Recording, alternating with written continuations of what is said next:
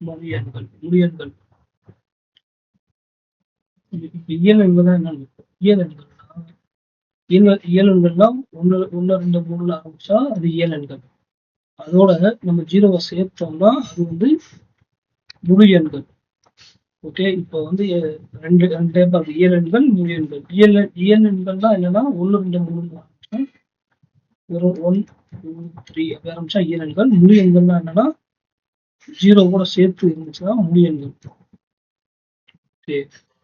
இயல் எண்கள் மற்றும் முழு எண்கள் மீதான கூற்றுகளை நினைவு கூறுதல்.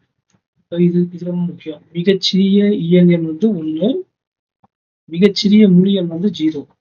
ஏன்னா முழு எண்கள் வந்து 0ல இருந்து ஸ்டார்ட் ஆகுது, இயல் எண்கள் வந்து 1ல இருந்து ஸ்டார்ட் ஆகுது. ஸோ இது முக்கியமானது. ஓகேவா? அதே மாதிரி என்ன சொல்லியிருக்காங்கன்னா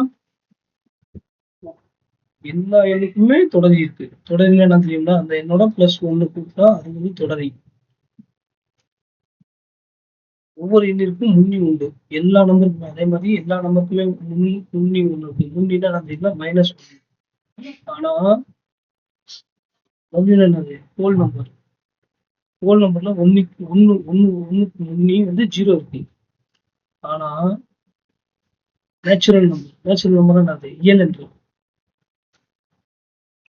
இங்க இருக்கா என்னன்னா என்னது என்னன்னா நேச்சுரல் நம்பர்ஸ். அதுல வந்து நேச்சுரல் நம்பர்ஸ் என்ன 1, 2, 3 அதான் நேச்சுரல் நம்பர்ஸ். 0 சேர்த்தோம்னா ஹோல் நம்பர்ஸ் முழு எண்கள். அப்ப ஹோல் நம்பர்ஸ்ல 1க்கு முன்னே 0 இருக்கு. ஏன்னா 0ல இருந்து ஸ்டார்ட் ஆகுது. ஆனால் நேச்சுரல் நம்பர் வந்து எதுல இருந்து ஸ்டார்ட் ஆகுது 1ல இருந்து ஸ்டார்ட் ஆகுது. அப்ப நேச்சுரல் நம்பர் 1ல இருந்து ஸ்டார்ட் ஆகுதுன்னா 1, 2, 3 ஸ்டார்ட் ஆகும். இப்போ 1க்கு முன்னாடி என்ன இருக்கு 1 இல்லை. அதனால வந்து 1க்கு வந்து முன்னி இல்லை. எதுல இல்லை நேச்சுரல் நம்பர் என்ன 1, 2, 3 ஸ்டார்ட் ஆகுது. 0க்கு வந்து ஹோல் நம்பர்ல ஸ்டார்ட் ஆகுதா. இது வந்து ஹோல் நம்பர். இதுல வந்து 0க்கு வந்து முன்னி இல்லைன்னு சொல்லியிருக்காங்க. ஓகே, இதை பார்ப்போம். இப்போ வந்து 8 + 2 + 7 3 கூட்டினா என்ன வரும்? 8, 10, 17 17 வருதா? இப்ப 8, 10, 17 கூட்டினாலும் அதே ஆன்சர் தான். 7 + 2 9, 9 + 8 17. இதே மாதிரி நம்ம இதை ஃபர்ஸ்ட் கூட்டிட்டு இதை செகண்ட் கூட்டி தேர்டு கூட்டினாலும் அதே ஆன்சர் இருக்கும். இது தேர்டு கூட்டிட்டு இதை செகண்ட் கூட்டிட்டு இதை ஃபர்ஸ்ட் கூட்டினாலும் அதே ஆன்சர் தான் வரும். என்ன சொல்லியிருக்காங்க 6 + 3 + 8 3 + 6 + 8 6 இருக்கா 6 இருக்கு. 3 இருக்கா 3 இருக்கு. 8 இருக்கா 8 இருக்கு. அப்போ இதோட மதிப்பும் சமம் தான். இப்ப 6, 3 9 9 + 8 10 17.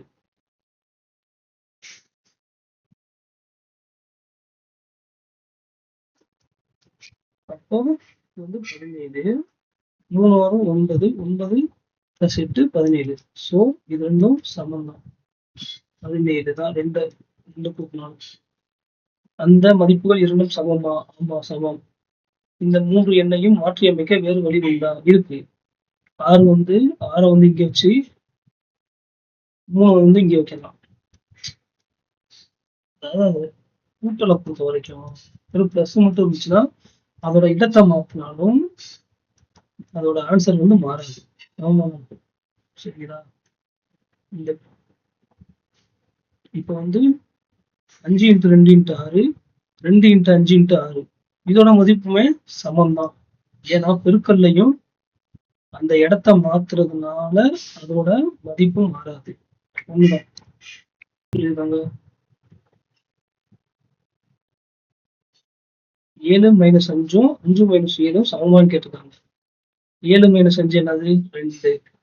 5 - 7 என்னது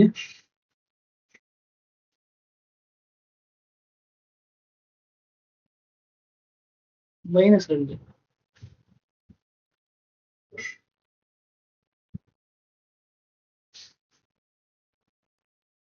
அப்ப இது ரெண்டும் சமம் இல்லை. ஏன்னா இது வந்து +2 இது வந்து -2. ஓகேவா?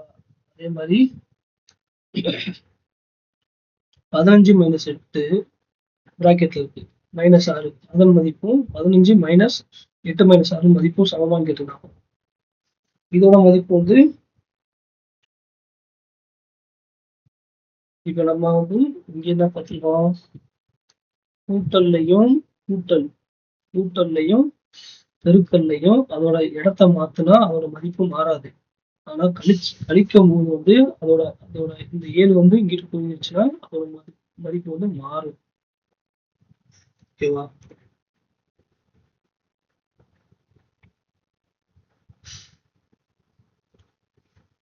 இப்போ 15 8 போச்சா என்ன வரும்? 15 மைனஸ் 8 7ன்னு வருமா? 15 மைனஸ் 8 என்ன வரும்? 7. 7 மைனஸ் 6 என்ன வரும்? 1 வரும். இப்ப இங்க என்ன வரும்? 8 மைனஸ் 6 அப்பதான் 2 வரும். 15ல இருந்து 2 போச்சுன்னா 13 வரும். அப்ப இது ரெண்டும் சமமா? சமம் இல்லை. ஏன்னா கழிக்கும் போது வந்து அதோட இடத்த மாத்தணும்னா அதோட மதிப்பு மாறும். ஓகேவா? அதே மாதிரி 15 டிவைட் பை 5 கொடுத்துருக்காங்க. அப்ப என்ன ஒரு ஆன்சர் 5 டிவைட் பை 15 அப்படி கொடுத்துருக்காங்க. அப்ப என்ன வரும்? 0.333 அப்படி போய்கிட்டே இருக்கும். ஓகேவா? அப்ப வகுக்கும் போதும் அதோட இடத்த மாத்தினா அதோட மதிப்பு மாறும். சமம் இல்லை. 100 வகுத்தல் 10 என்ன வரும் ஆன்சர்? 100 வகுத்தல் 10 10 வகுத்தல் 5 2 வரும். இங்கேதான் வரும் 10 வகுத்தல் 5 2. 100 வகுத்தல் 2 என்ன வரும்? 50 வரும். இதோட மதிப்பு சமம் இல்லை.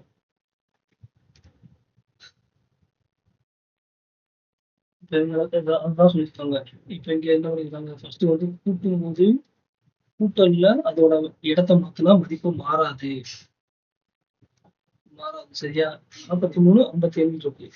இந்த 43 அங்கிட்டு வச்சுட்டு இந்த 57 ஃபர்ஸ்ட் வச்சாலும் இதோட மதிப்பு சமம் தான். சரியா?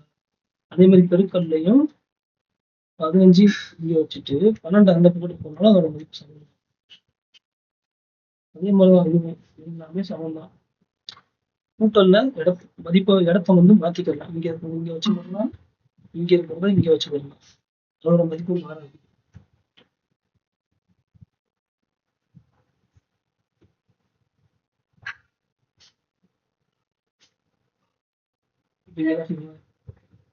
ஏழு 7 மைனஸ் 3 4. ஆனால் 3 மைனஸ் 7 -4.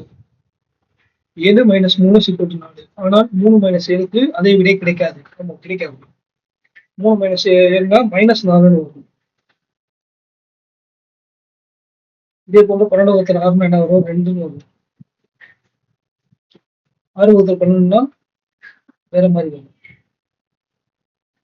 எனவே கழிக்கும் போதும் வகுக்கும் போதும் முழு எண்ணின் பரிமாற்று பண்பை நிறைவு செய்யாது. இதுதான் நம்ம முதலே பார்த்தோம்.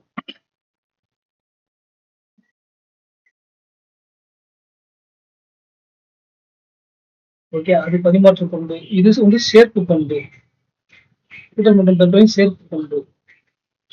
இப்ப வந்து 43 57 இருக்கு. 43 57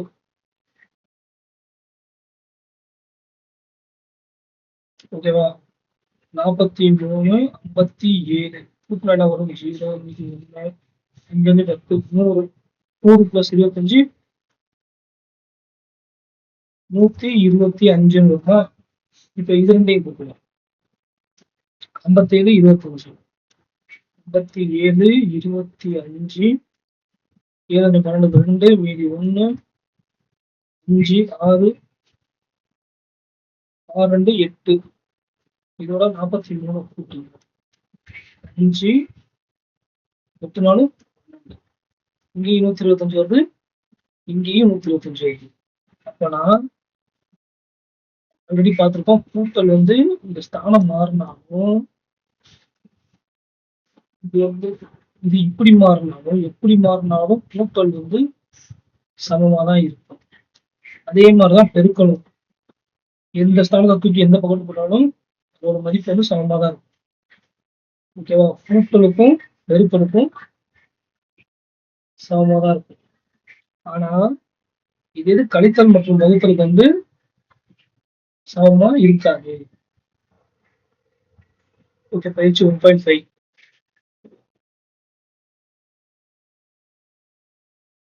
மிகச்சிறிய இயல் எண்ணிற்கும் மிகச்சிறிய முழு எண்ணிற்கும் இடையே உள்ள வித்தியாசம் என்னன்னு கேட்பாங்க. மிகச்சிறிய இயல் எண் என்னது? மிகச்சிறிய இயல் எண் வந்து 1. மிகச்சிறிய முழு எண் வந்து 0. இது ரெண்டுக்குள்ள வித்தியாசம் என்னது? 1 மைனஸ் 0 வந்து 1.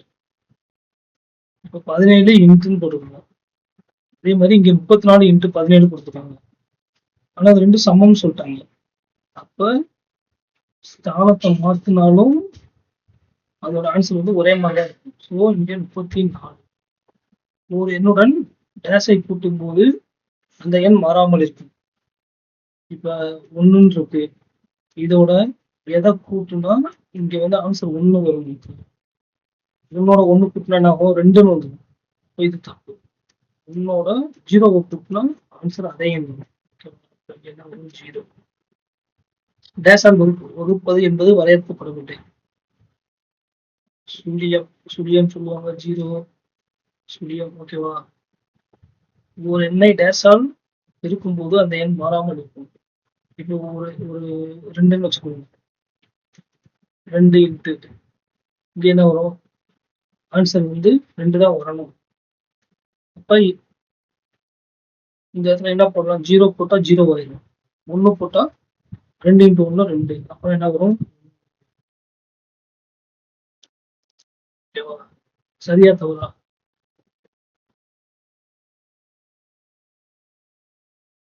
முழு எண்களின் பெருக்கல் சமணி 0 ஆகும். முழு எண்களின் பெருக்கல் சமணி 0. True or false? இது வந்து ஃபால்ஸ். ஏன்னா முழு எண்களின் பெருக்கல் சமணி வந்து 1. இரு முழு எண்களின் கூடுதல் அதன் பெருக்குத் தொகையை விட குறைவானதாக இருக்கும். முழு எண்கள் எடுத்துக்கிறோம். 1, 5 எடுத்துக்கிறோம். 1 5 என்ன வரும்? 6 வரும். கூட்டுத்தொகை அப்ப கூட்டுத்தொகை வந்து 6 வருது. அதே மாதிரி 1 இன்ட்டு 5 அதன் பெருக்குத் தொகை வரும்? 5 தான் வரும். ஆனா இவங்க என்ன சொல்லியிருக்காங்க? பெருக்குத் தொகையை விட இந்த தொகையை விட இது குறைவா தான் இருக்குன்னு சொல்லியிருக்காங்க. ஆனா கூட்டுனா என்ன வருது? அதிகமா வருது. ஸோ இந்த கூட்டு வந்து ஃபால்ஸ்.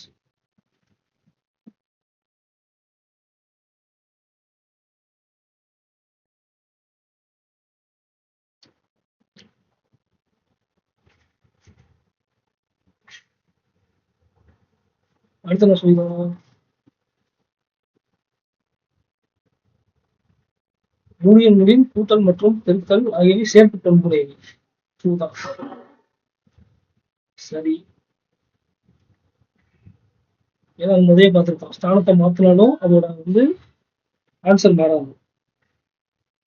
அதே மாதிரி பிராக்கெட் குள்ள இருக்கும்போதும் அதோட மதிப்பு மாறாது. முழு எண்களின் கூட்டல் மற்றும் பெருக்கல் ஆகியவை பரிமாற்று பண்புடையவை. சரிதான்.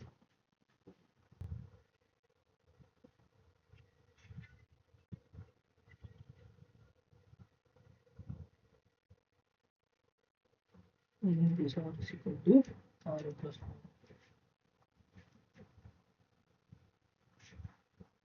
3 plus r நாலும் r plus 3 நாலும் சமம் தான்.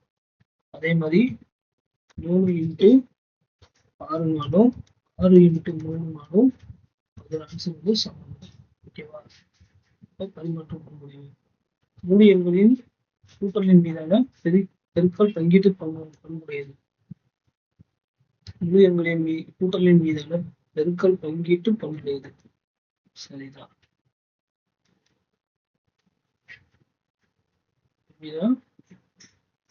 இப்ப வந்து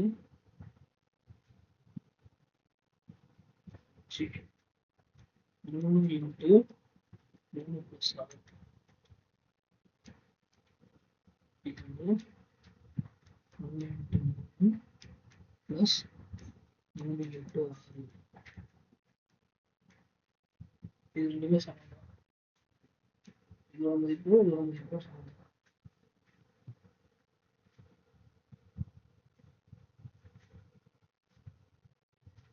கீழ்காணும் வினாக்களில் பெறும் பண்பு யாது? ஓகே, 75 + 34 34 + 75. இது என்ன வரும்? கூட்டலின் 16 பண்பு. அதே மாதிரி 12 × 4 × 8 12 4 8 9. அப்ப இது என்னது? பெருக்கலின் சேர்ப்பு பண்பு.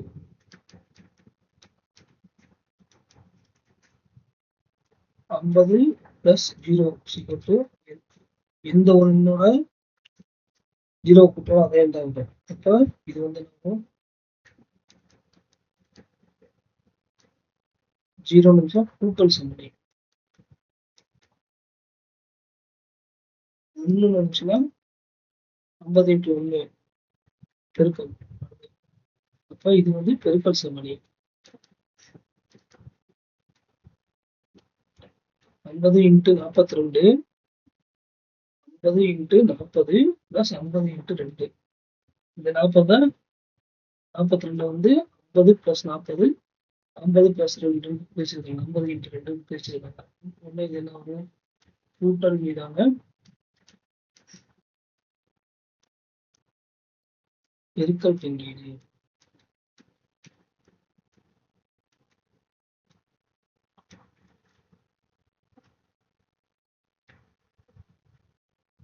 முழு பண்புகளை பயன்படுத்தி சுருக்குக. ஓகே, 50 × 102 கொடுத்துருக்காங்க.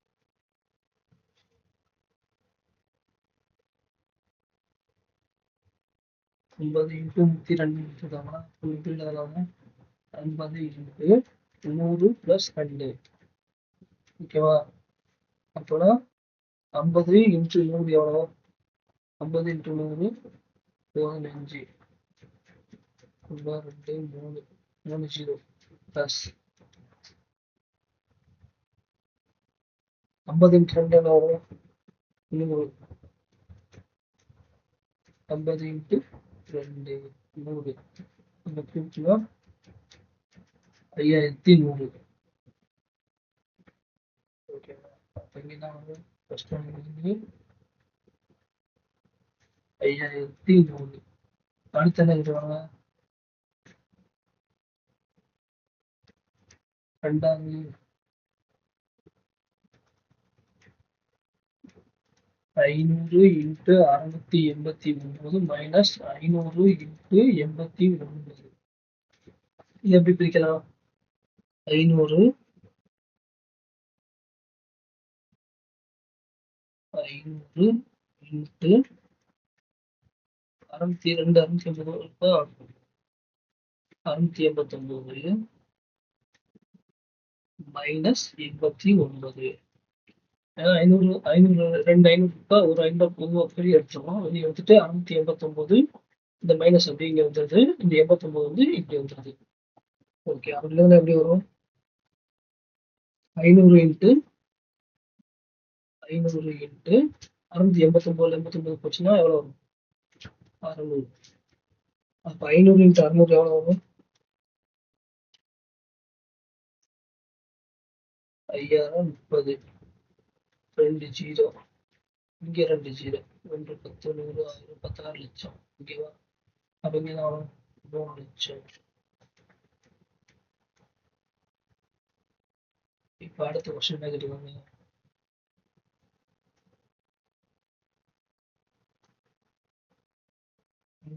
கொஸ்டின் 4 × 132 × 25. இப்போ வந்து 4 × 25 × 132.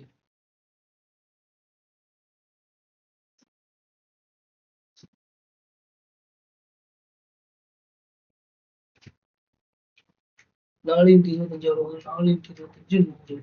100 இன்ட்டு 132 132 2 0. இங்க வந்து 132 2 0.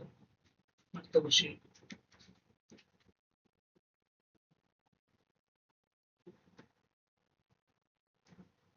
அடுத்த கொஸ்டின் 196 plus 34 plus 104. இது எப்படி எழுதலாம்? 196 plus 104 இது ரெண்டே ஒண்ணா வச்சுட்டு plus 34. அப்போ 196 104 300. 300 plus 34 334. 334.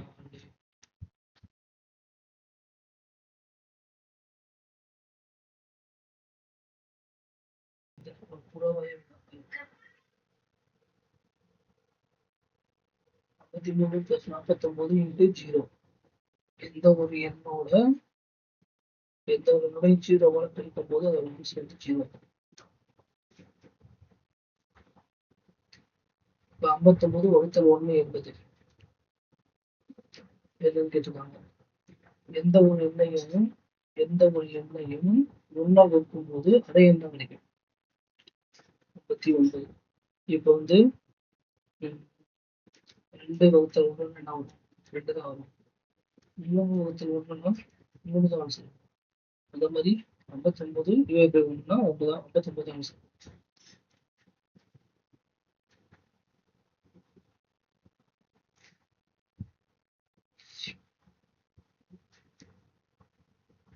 ஒரு பூஜ்ஜியமற்ற முழு எண் மற்றும் அதனுடைய தொடரியின் பெருக்குத்தொகை எப்போதும் ஒரு பூஜ்ஜியமற்ற முழு எண். ஓகேவா? ஒரு பூஜ்ஜியமற்ற முழு எண் என்ன வச்சுக்கோங்க.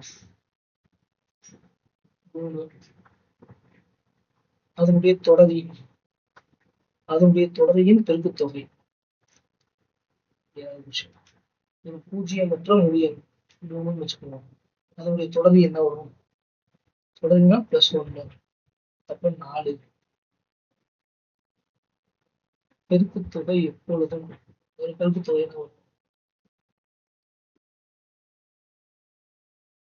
இதுக்கு ஒரு ஃபார்முலா இருக்கு. இந்த ஃபார்முலா n இன்ட்டு n + 1. இந்த n என்னது? n வந்து 3. 3 இன்ட்டு n என்னது? 3. 3 + 1 4. 12. இப்போ வேற ஒன்று n இடத்துல வந்து 2 வச்சுக்கணும். 2 2 n + 1னா 2 + 1 3. இது ரெண்டையும் பெருக்குனா இப்போ இது இன்னொரு வச்சுக்கணும். 5 வச்சுக்கணும். 7 வச்சுக்கணும். 5 7 எல்லாம் வச்சுக்கணும். 7 வச்சுக்கணும். 7 வந்து n. அப்ப n + 1 என்ன வரும்? 8. இதோட பெருக்குத்தொகை எவ்வளவு வரும்? 7 8 40 8 7 56. அப்ப இது எல்லாமே இரட்டை எண் தான். இப்போ இரட்டை எண் தான் ஆன்சர். முன்னி இல்லாத ஒரு முழு எண். ஆல்ரெடி சொல்லிட்டோம். முழு எண்னா முழு எண்ல 0க்கு முன்னி இல்லை.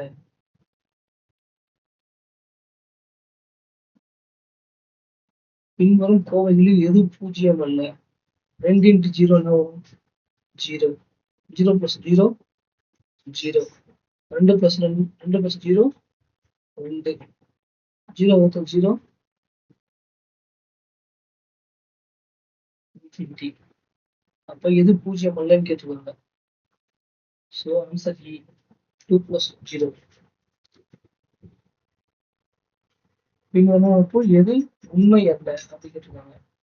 ஓகே 4237 4237 5498 5498 3439 3439. இது எல்லாமே சமம் தான். இது மூணையும் கூட்டினா இதோட அமௌண்ட் வந்து ஈக்குவல். சரி. இப்போ வந்து இது வந்து சரி.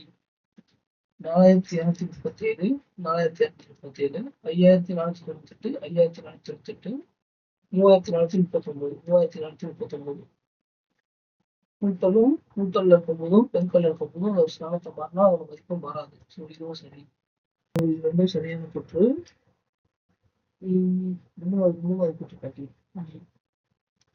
என்ன சொல்லிருக்காங்க?